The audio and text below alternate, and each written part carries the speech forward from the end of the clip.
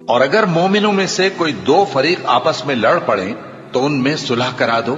پھر اگر ایک فریق دوسرے پر زیادتی کرے تو زیادتی کرنے والے سے لڑو یہاں تک کہ وہ اللہ کے حکم کی طرف رجوع لائے.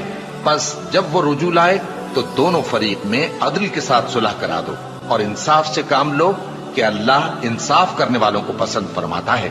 مومن تو آپس میں بھائی بھائی ہیں تو اپنے دو بھائیوں میں صلح کرا دیا کرو اور اللہ سے ڈرتے رہو تاکہ تم پر رحمت کی جائے. مومنوں، مرد مردوں سے تمسخر نہ کریں.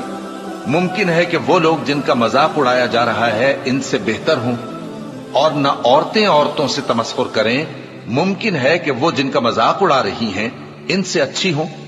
اور اپنوں کو آپس میں عیب نہ لگاؤ اور نہ ایک دوسرے کا برا نام رکھو. ایمان لانے کے بعد برا نام رکھنا گناہ ہے، اور جو لوگ توبہ نہ کریں وہ ظالم ہیں.